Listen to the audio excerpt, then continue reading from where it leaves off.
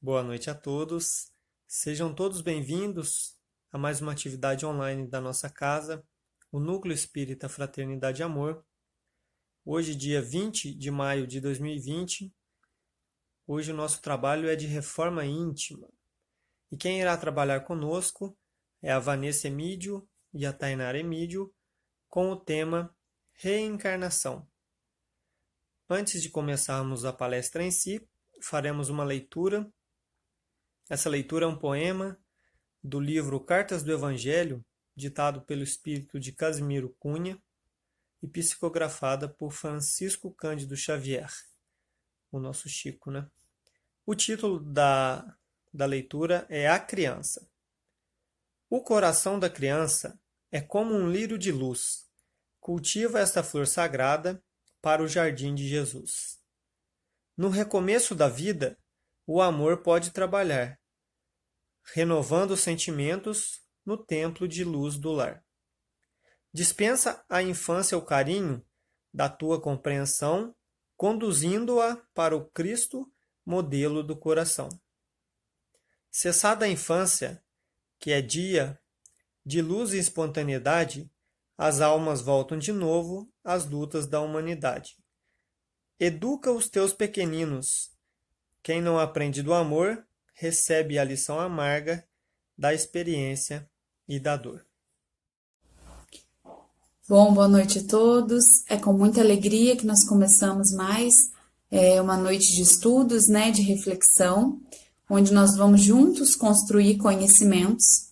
E o assunto que nós vamos trabalhar hoje é a reencarnação. Então, vamos começar? Primeiro, nós vamos falar sobre o conceito. O que é reencarnação? E para nos ajudar a esclarecer o que é reencarnação, nós vamos utilizar uma pergunta do Livro dos Espíritos que diz: em que se funda o dogma da reencarnação? E até antes da gente responder essa pergunta, é importante a gente refletir sobre ela, né? Kardec fala em que se funda o dogma da reencarnação. E aí tem essa palavrinha dogma, né? Que ela representa, a gente consegue enxergar ela bem, né, no catolicismo, que representa verdades inquestionáveis de alguma religião, certo? E parece até estranho, né, combinar dogma com reencarnação. Mas a gente tem que pensar que no tempo de Kardec, o catolicismo, né, os derivados dele, que era o protestantismo, eram religiões que estavam em voga, né, que eram as mais conhecidas. E esse termo dogma, ele é usado até por Kardec, porque era o que ele conhecia e o que ele queria comparar, né, com a doutrina espírita. E aí, vale a gente lembrar que isso foi uma colocação, devido ao tempo que Kardec vivia, mas que a doutrina espírita, ela não apresenta dogmas, né, ela não tem verdades inquestionáveis. O próprio Kardec, né, nos sugere na sua obra que se a ciência, né, chegar a provar algo mais lógico que a doutrina espírita, que nós sigamos, né, que nós mudemos as nossas opiniões.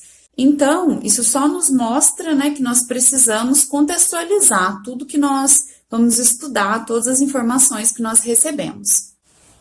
Então, vamos voltar para a nossa pergunta, né?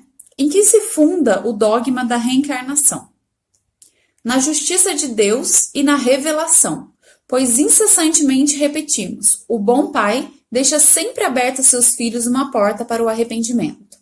Não te diz a razão que seria injusto privar para sempre da felicidade eterna todos aqueles de quem não dependeu o melhorar-se? Não são filhos de Deus todos os homens? Só entre os egoístas se encontram a iniquidade, o ódio implacável e os castigos sem remissão. Olha que bacana a gente ver essa resposta dos espíritos para Kardec, né? Então, em que a reencarnação ela tá fundada, né? Da onde vêm as bases dessa ideia reencarnacionista, né? Dessa ideia de reencarnação. Ele coloca o quê? Na justiça de Deus e na revelação. Né? Quando ele coloca isso para nós, vem, né, um questionamento. Por que é lógico a reencarnação? Porque nós acreditamos num Deus perfeito, num Deus justo e num Deus bom. E um ser que tem todos esses atributos não poderia condenar alguém, né? Ou a felicidade eterna ou a infelicidade ao castigo eterno.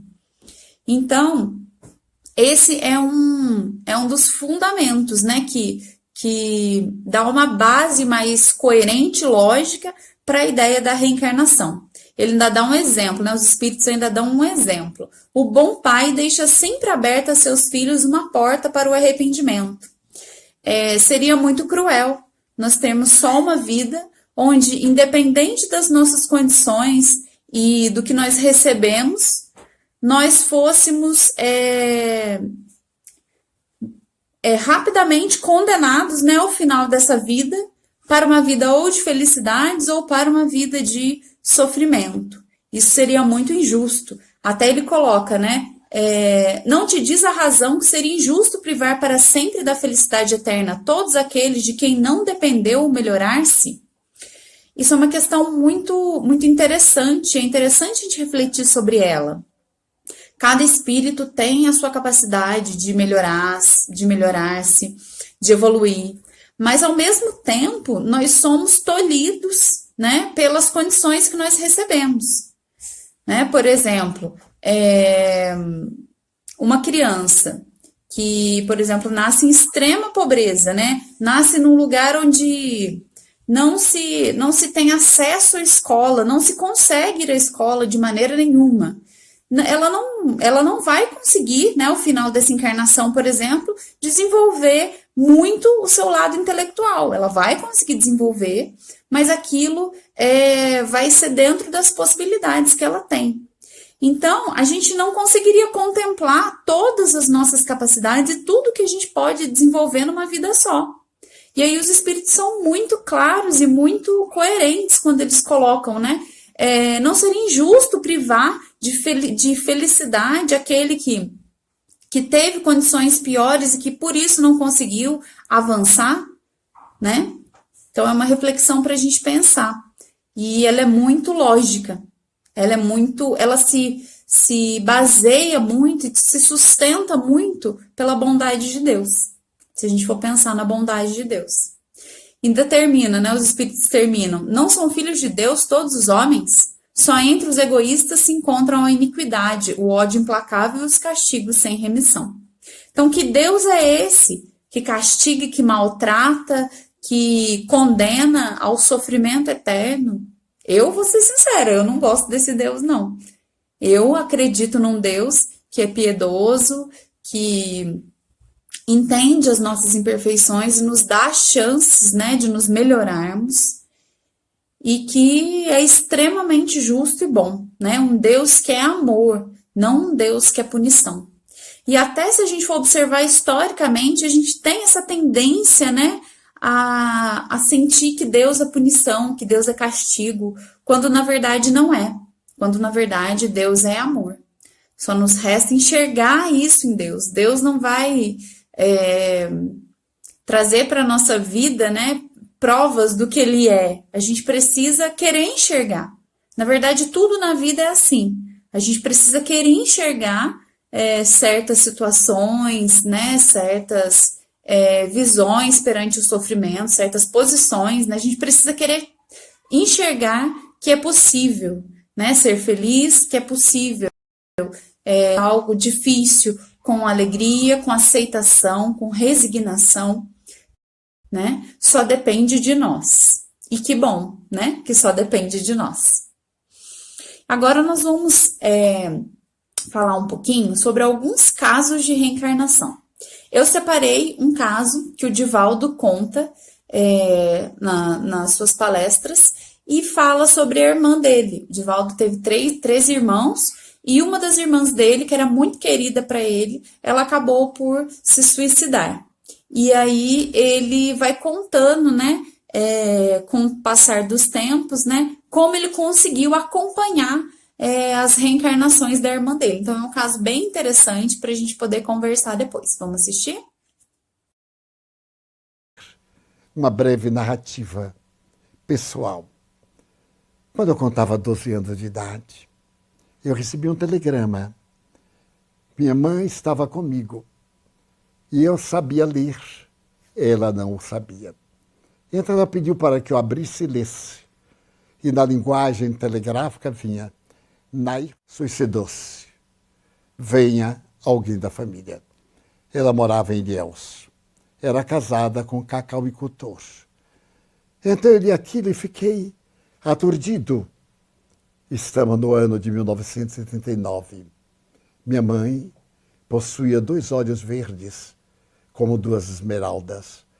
Ela encostou-se à parede, levou a mão à cabeça e disse: meu filho, Nair suicidou-se. E eu nunca vi um gesto estoico, porque ela não derramou uma lágrima também. Nunca mais sorriu. Em 1972, minha mãezinha estava desencarnando. O médico disse: vou desligar os aparelhos. É inútil. Eu estava com Nilson e minha irmã no quarto.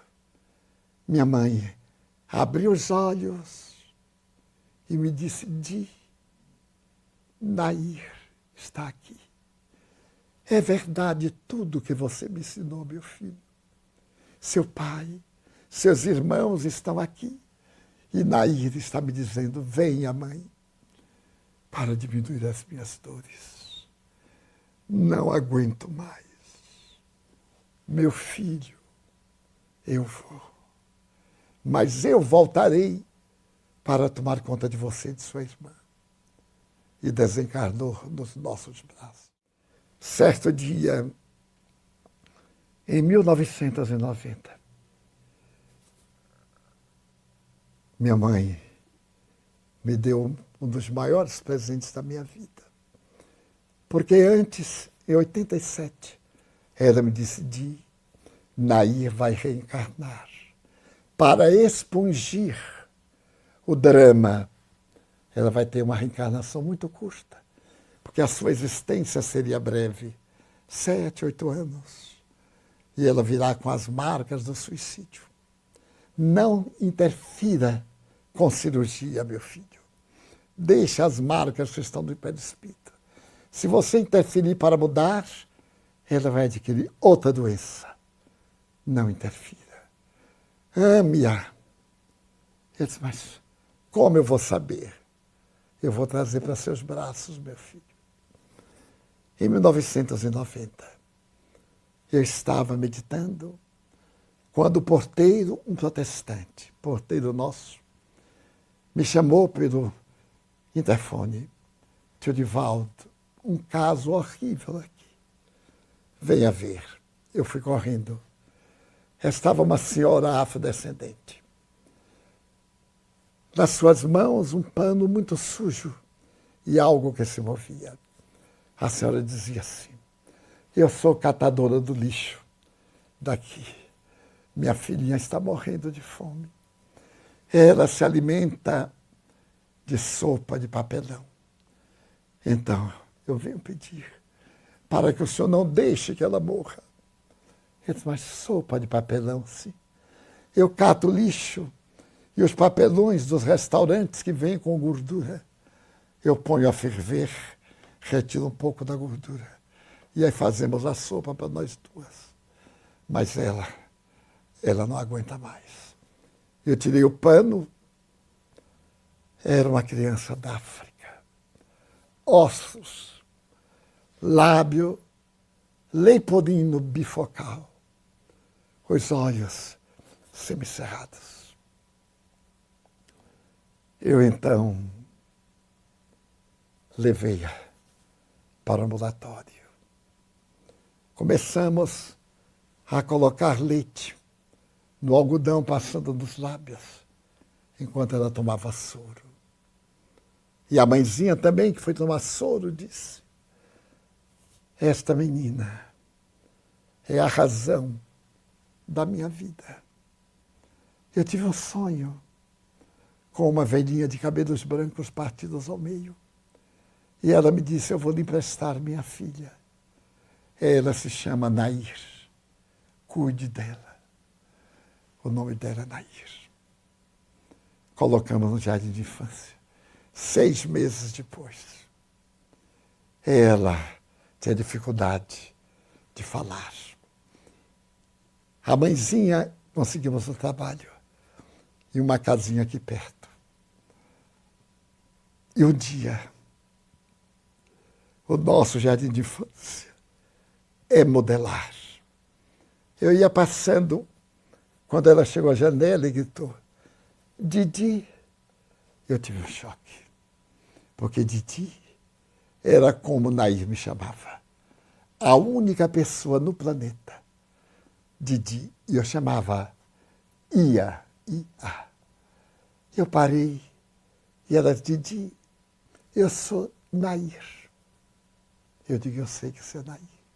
Peguei-a pela janela, sentei-me no meio-fio, botei no colo, ela passou a mão na minha barba.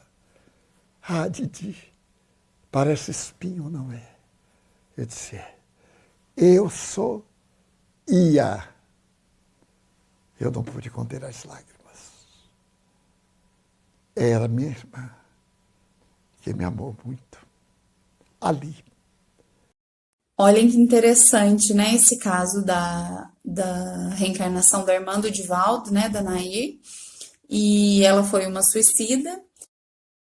E como toda suicida, ela precisou de um tempo, né? Encarnada para reparar o seu perispírito, né? E o que ela tinha infringido ao seu perispírito. E é muito, muito interessante a gente ver a sutileza, né, da reencarnação. Ela reencarnou numa encarnação, vamos dizer assim, sofrida, né, porque nasceu em condições financeiras muito ruins e também, né, a doença do lábio leporino. Mas mesmo assim, ela tinha lembranças, né, da sua vida passada, ela teve o acolhimento ali do Divaldo. Então, eu acho que é bacana a gente refletir sobre isso, porque nos ajuda a entender que Deus não é um Senhor que está lá sentado, né, em cima da montanha, segurando o seu raio, que a gente traz muito essa ideia da cultura pagã, né, onde existiam vários deuses, e a igreja adaptou muita coisa da cultura pagã, e a gente ainda traz muita coisa disso. Mas é interessante a gente desconstruir essa ideia de que é olho por olho, dente por dente, né? Que a gente, eu vou matar alguém com com uma facada no coração e eu vou nascer com problema de coração. E quando a gente pensa assim, a gente esquece que Deus não é um cobrador, né? Que a sua lei está aí e a sua vai se encarregar de restaurar o que nós precisamos restaurar.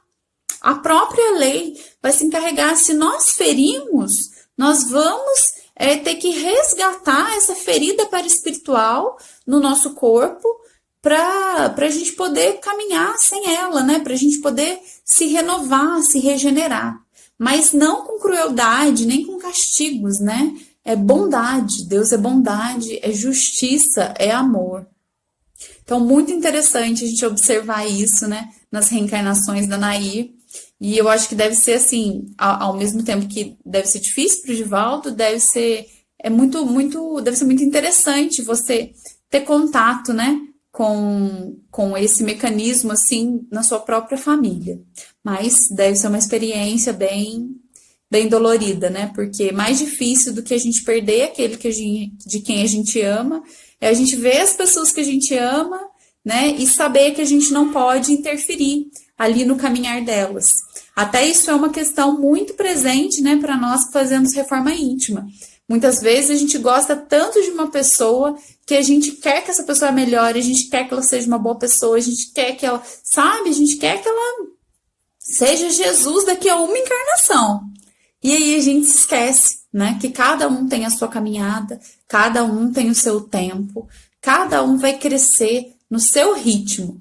Nos resta o quê? Dar apoio, dar amor, dar carinho, né? Estar ali, ser firme, ser disciplinado, ajudar essa pessoa, não num sentido de autoproteção em que essa pessoa não pode pisar para fora da minha bolha, né? Mas no sentido de autonomia. Eu ensino essa pessoa a caminhar, eu ajudo ela a caminhar até que ela consiga caminhar por si mesma.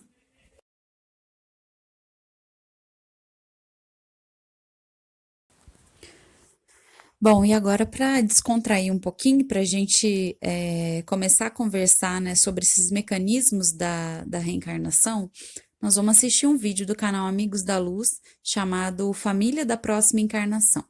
E aí nós vamos ter a oportunidade de observar, né, como se formam esses laços entre os espíritos reencarnantes. Vamos lá? Então, gostou do nome? Claro, Celi, tá muito legal. Você sempre soube escolher nome, né? Então, Bárbara, esses aqui vão ser os seus pais na próxima encarnação. Muito prazer, viu? Eu tô super animada de encarnar na família de vocês. Obrigada. Que isso, imagina. Vai ser um prazer ser os seus pais. Tá tudo bem com ela? É, mais ou menos, já tá. Eu sou um pouco tímida. Engraçado, eu tenho a sensação de que eu conheço ela. Sei, a voz é familiar. Peraí, Só sua, você nunca me esconde deixa aqui. eu ver você aqui. É você? Oi, Bárbara. Quanto tempo, né? É o quê? 100 anos? 107 anos, 8 meses e 5 dias que você me envenenou pra ficar com meu marido. Menina, o que a gente não faz por causa de um crush, né? Pois é, mas acontece que você era minha mãe, a pessoa que eu mais confiava, e fez tudo isso por causa de homem. Não seja injusta com a mamãe. Eu fiz isso por causa de dinheiro. Ele era rico, né? Não deu... Eu não vou reencarnar nessa família, não, de jeito nenhum. Calma, Bárbara. Vai ser legal pra vocês. Confia em mim. Como é que eu vou ter paz reencarnando na casa de uma assassina? Casa não, barraco, né? Até porque a gente vai reencarnar bem pobre, né? Ela precisa espiar alguns roubos que ela cometeu em vidas passadas, né? São as robinhas pequenininhas. Onde muito mamãe que apertada bonitinha. Me tira daqui, pelo amor de Deus. Calma, Bárbara. Quando vocês voltarem pra Terra, não vão lembrar de nada disso. Amiga, você tá me jogando no ninho da cobra de olhos vendados. Olha, vocês capricharam na minha mentora, viu? Mas é por isso que vocês não vão lembrar de nada. Ela tá arrependida. Pediu muito a chance de voltar a ser sua mãe pra fazer as coisas direito. Reatar os laços de amor, Bárbara. Como isso seria possível se vocês lembrassem de tudo? Você já ia chegar na defensiva e não ia dar oportunidade pra uma nova história. Você sinceramente acha que ela tá arrependida? Tô, minha filha. Você não sabe como eu sofro só de lembrar a maldade que eu fiz com você. Tudo que eu quero é a chance de ser sua mãe de verdade. Poxa, a gente era tão unida antes, lembra? Como a gente era companheira. É, a gente era bem unida. E deixar tudo se perder por causa de uma bobagem. Olha, eu prometo pra você que na próxima vida eu vou fazer de tudo pra conquistar sua confiança. Não sei, hein? Não há uma chance. Vai, Bárbara. Sem medo. Murili. É o quê? Murili. Vai ser seu nome. É mistura de Murilo com Sueli. É que você matou umas pessoas também. Ah, tá. Sabia que você ia amar.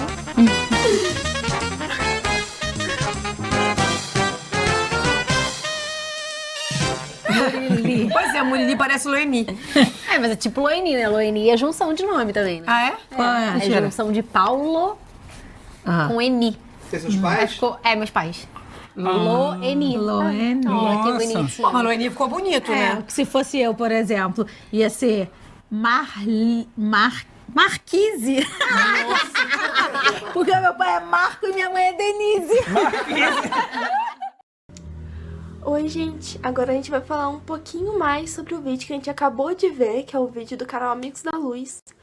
E esse vídeo traz o que para o nosso tema? Ele fala muito sobre reencarnação e sobre os laços que a gente pode ter nas reencarnações e encarnações passadas. Que é simplesmente o quê? Um espírito que foi ter o processo de reencarnação e encontrou com os pais. E percebeu que não tinha uma grande afinidade com a mãe. Que em outras vidas já aconteceram várias histórias com elas e não tinha uma grande afinidade assim. Podemos dizer que muitas vezes a mãe errou com a filha ou a filha errou com a mãe. E a gente consegue ver o que disso tudo? Muitas vezes a gente não tem uma história tão bonita assim com aquele espírito que está com a gente do nosso lado, que é nossa mãe, que é nosso pai, nossos irmãos, nossos tios. A gente não tem aquela história linda.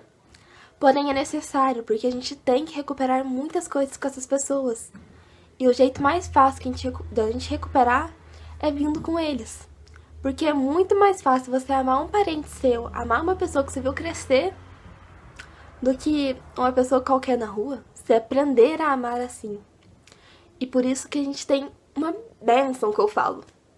um presente muito grande que nos deram, que é o esquecimento do passado. Que é muito bom a gente conseguir esquecer tudo que já aconteceu, né?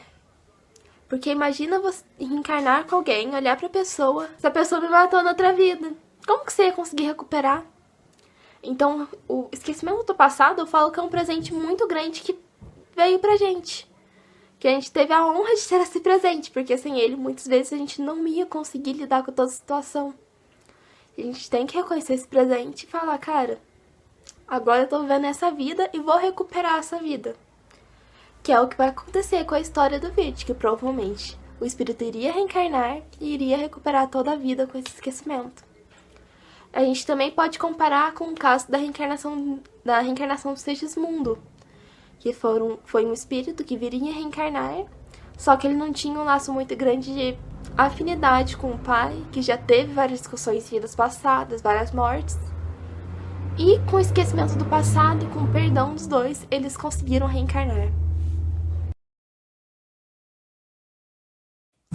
E para a gente poder trabalhar um pouquinho, né, essa questão da reencarnação, eu escolhi uma mensagem do livro Caminho, Verdade e Vida, que foi ditado pelo Espírito de Emmanuel e psicografado pelo Chico. E essa leitura se chama Vidas Sucessivas. Ela começa assim: não te maravilhes de te haver dito, necessário vos é nascer de novo. São palavras de Jesus no Evangelho de João. Então, desde, dos evangelhos, a gente já tem a necessidade, Jesus já coloca para nós a necessidade de nascer de novo, né? A necessidade da gente se melhorar através das existências. Então, começa assim, ó. A palavra de Jesus a Nicodemos foi suficientemente clara. Desviá-la para interpretações descabidas pode ser compreensível no sacerdócio organizado, atento às injunções da luta humana, mas nunca nos espíritos amantes da verdade legítima. A reencarnação é lei universal. Olha que importante, né, essas citações. Quando nós estamos muito focados na vida humana, né, nas coisas do mundo material, quando nós entendemos, né, que a vida é a do mundo material e não nos resta mais nada, realmente não tem lógica nós acreditarmos na reencarnação, quando a gente pensa dessa maneira. Mas quando nós conseguimos olhar além da vida material e conseguimos começar a enxergar como nós somos espíritos imortais, né, passando por uma experiência nesse mundo material, a gente começa a enxergar a lógica e a necessidade da reencarnação. Até pelo que a gente já falou no começo, por uma questão de justiça divina, né?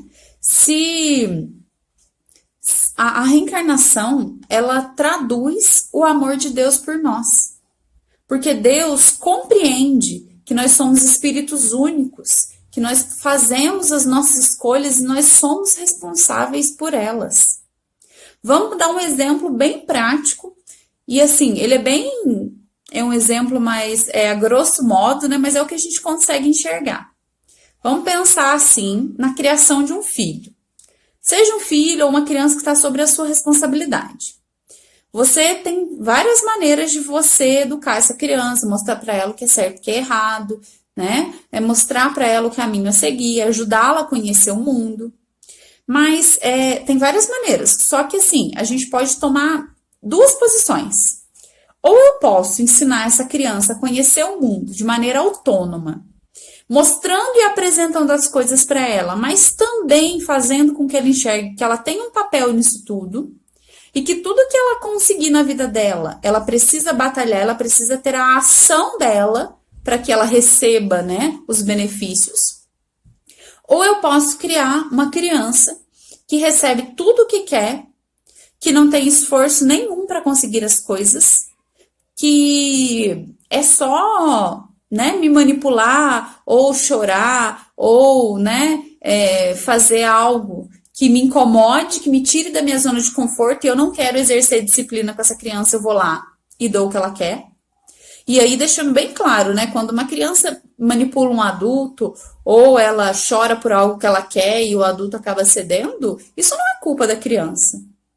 Isso é culpa de nós adultos, que temos consciência do nosso dever, que sabemos onde nós podemos melhorar, mas não queremos fazer. Porque é muito mais fácil eu dar um brinquedo para o meu filho na hora que não é para ele, né? Que é para ele estudar, por exemplo.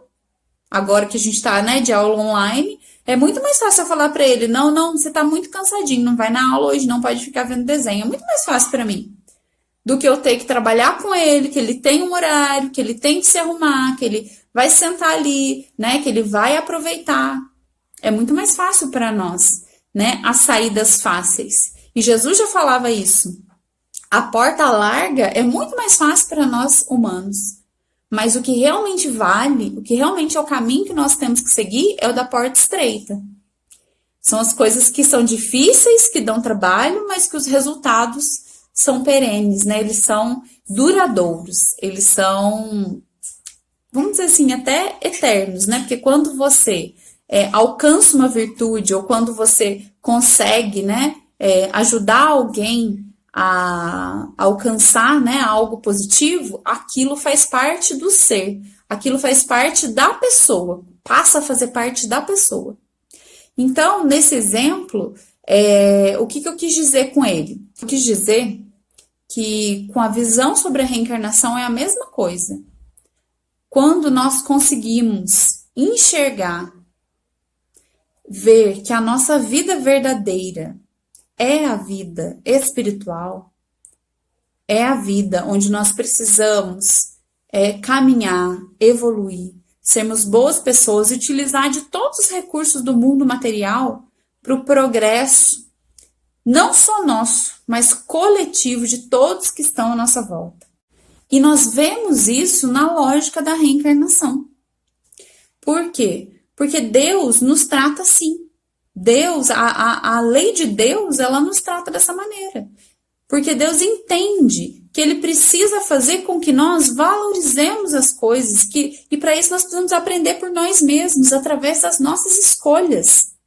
E como nós falamos no exemplo, isso é muito visível, porque quando criamos um filho dando tudo o que ele quer, nós vimos que essa pessoa não consegue evoluir, ela não consegue caminhar sozinha, tanto na questão de autonomia, quanto na questão de empatia pelo outro, né? De entender o lado do outro, de se movimentar pelo que ela quer. Ao contrário, é o que acontece quando nós criamos, né, espíritos que sabem que precisam batalhar, que precisam lutar, que precisam se movimentar para poder caminhar, né, com alegria, para conseguir as coisas. E Jesus já era muito claro sobre isso, né, na sua passagem pela Terra, em muitas das suas parábolas. Ele sempre, né, colocava: mas o que tendes, né? O que você está trazendo para ajudar, né, esse favor que você está me pedindo? Qual é a sua parte? Né? No episódio da mulher adúltera, o que ele fala para ela no final? Vai e não peques mais. Então, vai, você está livre, eu não vou te condenar. Eu não estou aqui para isso. Mas faça a sua parte. Não erre mais. É claro, se você errar, ele vai te perdoar e vai deixar você construir de novo. E aí é uma outra ideia que a gente tem que trabalhar. Muitas vezes a gente acha assim, eu escuto muito, a gente escuta muito isso no meio espírita. Ah, mas eu ainda tenho várias vidas para eu acertar. A questão não é, gente, entre você e Deus. Não é. É entre você e você mesmo. Deus vai te esperar a eternidade para que você seja uma pessoa melhor, para que você caminhe, né, na direção do bem, na direção do bem para os outros, fazer o bem para os outros. A única pessoa que vai ser prejudicada enquanto a gente não acorda e a gente não escolhe ser bom para o outro, somos nós mesmos. É uma mentira que a gente conta para nós mesmos. Quando eu falo, não, eu tenho várias vidas para eu aprender, realmente você tem. Realmente você tem. E Deus é paciente, né? Ele é perfeito, ele é bom, ele é todo amor. Então é uma reflexão muito importante que a gente tem que levar. A gente não engana a Deus, a gente não engana a espiritualidade, a gente só engana a nós mesmos, né? Vamos pensar. O quanto eu tô me enganando. O quanto eu tô falando para mim mesmo, né? Que eu não consigo, quando na verdade eu nem tentei. Vamos pensar um pouquinho sobre isso, é uma questão para a gente pensar. A leitura continua assim. Sem ela, a reencarnação, a existência terrena representaria turbilhão de desordem e injustiça. À luz de seus esclarecimentos, entendemos todos os fenômenos dolorosos do caminho. O homem ainda não percebeu toda a extensão da misericórdia divina nos processos de resgate e reajustamento. Olha que interessante a gente pensar sobre isso, né? Sem a reencarnação, a gente não encontra respostas para o sofrimento que a gente vê no mundo, para as dificuldades que a gente passa, né? Para tudo que a gente enxerga que nos deixa tristes. Deus é bondade. Ele não criaria um mundo mal para que as pessoas vivessem nesse mundo mal. Né? O nosso mundo é resultado das nossas ações e dos nossos pensamentos, somente. Né? Então, a reencarnação nos ajuda a entender, né? e a se resignar perante as dificuldades. Porque nós entendemos que tudo que nós colhemos hoje é fruto da caminhada que nós tecemos por séculos, por milênios, né, antes de chegar aqui. O que falta é que você enxergue essas oportunidades. Elas sempre estiveram aí. Só que nós, por muitas vezes, não queremos enxergar. Porque a gente não quer sair da nossa zona de conforto. Porque a gente não quer se mover para o outro, pelo outro, ou até por nós mesmos. Porque olhar para dentro de si, gente, não é fácil. É dolorido, a gente vê coisas às vezes que a gente não queria mais enxergar, mas está vendo ainda. E faz parte do nosso crescimento esse auto-perdão, esse autoconhecimento. E a leitura, ela ainda coloca para nós mais um trechinho bem interessante, né? Quando ele fala: o homem não percebeu toda a extensão da misericórdia divina nos processos de resgate e reajustamento. Entre os homens, o criminoso é enviado apenas cruéis, seja pela condenação à morte ou aos sofrimentos prolongados. Então, olha que coisa, né? A gente ainda não compreendeu a lei divina contida na reencarnação, né? Na verdade, a reencarnação ela é um reflexo da lei divina, ela faz parte da lei divina, né?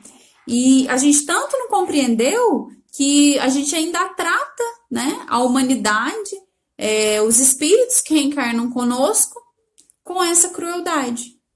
Nós não entendemos ainda que Deus é amor.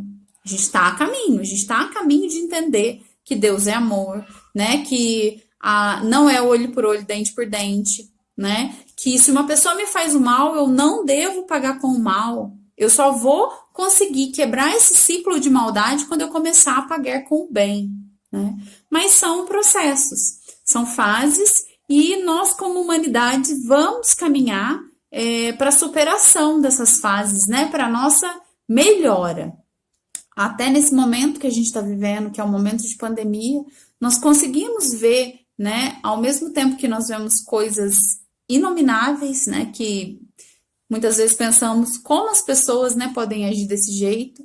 Nós vemos atitudes grandiosas, onde as pessoas se preocupam com as outras pessoas, e pessoas que nunca se movimentaram para ajudar o próximo, agora estão se movimentando.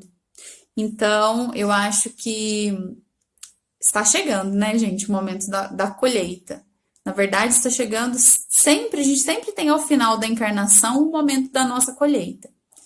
E aí, resta saber, a gente plantou mais joio ou a gente plantou mais trigo? Porque tudo será colhido, né, o joio e o trigo. Então, acho que é uma analogia bacana para a gente pensar um pouquinho. Para onde eu estou caminhando com a minha vida? Né? O que eu estou plantando para colher lá na frente? Porque tudo será colhido. Tudo vai ser fruto da nossa existência, da nossa caminhada. Então, vamos pensar com carinho sobre o que a gente está fazendo, né? Por nós. A providência, todavia, corrige amando. Não encaminham os réus a prisões infectas e úmidas. determina somente que os comparsas de dramas nefastos troquem a vestimenta carnal e voltem ao palco das atividades humanas, da atividade humana, de modo a se redimirem, uns à frente dos outros. Para a sabedoria magnânima, nem sempre o que errou é um acelerado, como nem sempre a vítima é pura e sincera. Deus não vê apenas a maldade que surge à superfície do escândalo. Conhece o mecanismo sombrio de todas as circunstâncias que provocaram um crime. No começo da citação, a gente consegue ver que muitas vezes aqui no plano terreno, a gente culpa as pessoas e pune as pessoas com prisões e tudo, e lá não. Lá eles amam. Eles lidam com amor com isso. E fala até que a lei, Deus, ele trata as pessoas somente trocando, então, o envoltório carnal, o nosso corpo, porque a gente precisa recuperar. É muito legal a gente fazer uma analogia que a gente sempre tem uma segunda chance. A gente sempre vai conseguir tentar recuperar tudo. Deus sempre vai estar com a gente para ajudar. Não só Deus, como espíritos mentores, todo mundo vai estar a favor da gente. Porque a pessoa que fez o mal, ela fez o melhor que ela poderia fazer naquele momento. A gente sempre pensa que a gente está na melhor reencarnação, do melhor jeito possível, atualmente. E aquela pessoa que também fez mal, que também matou, também está nessa melhor reencarnação. E no final da citação também fala muito sobre a bagagem. Que Deus não vê a gente somente como o espírito que fez isso nessa vida, ou a pessoa que fez isso agora. Não, ele vê toda a nossa bagagem. Ele vê tudo que já aconteceu em vidas passadas. Ele vê tudo, ele não vê só o agora. Ele vê tudo como um todo. Isso que é o engraçado da gente pensar. Ele sempre analisa a gente como tudo, como um todo. E muitas vezes a gente julga as pessoas somente por um agora. E não observa tudo que já aconteceu na vida em si da pessoa. E eu acho engraçado a gente conversar um pouquinho sobre isso e pensar um pouquinho mais. Agora eu vou ler um pouquinho mais sobre uma outra citação que é do mesmo livro, Caminho, Verdade e Vida, e vou conversar um pouquinho sobre a citação com vocês. O algoz integral, como a vítima integral, são desconhecidos do homem. O pai, contudo, identifica as necessidades de seus filhos e reúne-os periodicamente, pelos laços de sangue ou na rede dos compromissos edificantes, a fim de que aprendam a lei do amor, entre as dificuldades e as dores do destino, com a bênção de temporário esquecimento. Gente, é tudo que a gente discutiu. Muitas vezes, quando a gente vem encarnar, a gente pode não saber o que a gente precisa, mas as pessoas que vão estar nos guiando, Deus, eles vão saber o que a gente precisa. São as leis. A gente sempre vai estar dentro delas e vai vir dentro delas. A gente vai ter exatamente o que a gente precisa, vai vir exatamente aqueles parentes, porque é vibração. É conexão, a gente já tem esse laço, já tem essa conexão que a gente precisa recuperar algumas coisas. Então é meio que somente um puxão no fio. Você vem reencarnar e muitas vezes puxa um ou outro, e o outro também puxa você para reencarnar. Eu gosto de pensar isso, porque é simples. A gente sempre vai estar na nossa melhor oportunidade. Porque é só pensar, Deus é justo e perfeito, Ele vai deixar a gente nessa oportunidade do mesmo jeito que vai deixar os outros. E eu gosto de pensar nisso, que me consola. Pensar que tem alguém que não é só uma pessoa que a gente nunca conhece, mas tem algum mentor do nosso lado também ajudando, que também precisa recuperar coisas. Tem débitos a cumprir e isso é muito legal da gente pensar, da gente tentar entender um pouquinho mais sobre isso. É uma coisa consoladora pra mim, não sei se pra vocês é, mas me deixa bem calma saber disso. E pra gente fechar o nosso estudo, eu vou voltei, né, na imagem com vocês do começo, que foi a imagem que eu escolhi pra gente falar de reencarnação. E é uma imagem muito significativa, porque ela mostra, né, a reencarnação na prática, o processo de miniaturização do perispírito, né, quando o perispírito, né, e o espírito começam a ser ligados, né, célula a célula, a célula ovo no útero da mãe. E eu achei ela muito significativa pela analogia que ela faz, porque nós temos mãos ali, né, e as mãos estão como que cuidando ali daquele serzinho. E isso mostra para nós o quê? Que a reencarnação, ela é um cuidado de Deus para conosco. Nós temos, né, nós ganhamos o benefício da reencarnação. Isso é um presente de Deus para nós. Um Deus que nos ama, que entende as nossas imperfeições e não poderia nos condenar eternamente. Como muitas, né, eu já escutei em muitas palestras da doutrina e também a gente escuta das pessoas, né, dos palestrantes, se um pai da terra não poderia condenar o seu filho eternamente à desgraça ou ao sofrimento, por que pensamos isso de Deus, que é um pai muito mais perfeito do que nós, que é a perfeição, né? Então, que a gente consiga enxergar melhor o amor de Deus na vida de cada um. Mesmo em meio ao sofrimento, mesmo em meio às dificuldades. A gente precisa entender que tudo que a gente está vivendo é fruto das nossas escolhas. É fruto do que a gente trilhou de caminhada, tanto nessa vida, quanto nas vidas anteriores. Né? Tudo que nós trazemos de vícios, de virtudes, nós somos frutos de nós mesmos. Né? E se não fosse assim, não seria bondade de Deus nos dar tudo de mão beijada, tudo pronto para que a gente não precisasse fazer nada. O que nós iríamos aprender com isso? Não é? Então que a gente leve, né, dessa noite de hoje, essa certeza de que Deus é bom, é amor, é perfeito e ampara a todos nós a todo momento.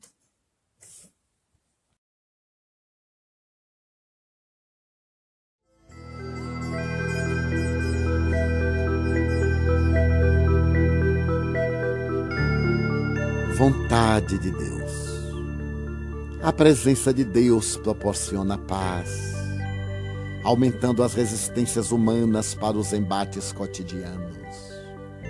Sutil e poderoso ao mesmo tempo, é um dínamo gerador de energias que recarrega as baterias da alma, da mente e do corpo, mantendo-os em condições estáveis de equilíbrio e ação. Como a enfermidade resulta de desequilíbrios nos campos moleculares, responsáveis pela harmonia funcional das células, a saúde se estabelece quando a corrente divina passa, com regularidade pelo sistema de ação aglutinadora dessas partículas de vital importância. Com ele o temor desaparece, oferecendo lugar à coragem, que expressa bem-estar e segurança íntima. A evocação de Deus expulsa as preocupações e a insegurança, surgindo a serenidade e a confiança. A presença de Deus anula as recordações deprimentes e perniciosas, que se clarificam com as esperanças de felicidade. Em Deus encontras a luz para discernires com acerto, pensando corretamente, falando com sabedoria e agindo com precisão. Ante Deus, tudo é possível. A saúde de alguém, o êxito, as tuas necessidades são convenientemente atendidos porque Deus é o poder. Assim, quando hajas feito o máximo ao teu alcance e os resultados não sejam conforme esperavas, não te exasperes e aguarda um pouco mais. Este não era o momento. E se houvesses logrado o êxito, isto não te seria conveniente. Permite, pois, que se faça a vontade de Deus e não desanimes jamais.